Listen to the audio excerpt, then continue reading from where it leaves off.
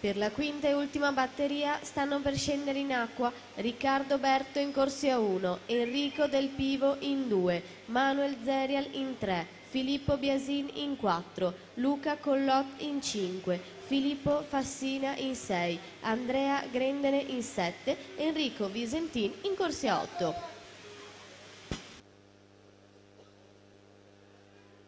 Sami Benomar 27,53, Edoardo Bressan 27,90, Lorenzo Piria 27,92.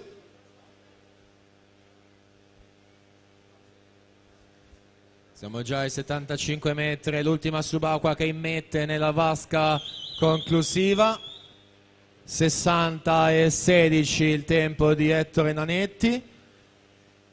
Ultime bracciate per completare questa penultima batteria. 59,54 Benomar, 59,76 Piria, 59,98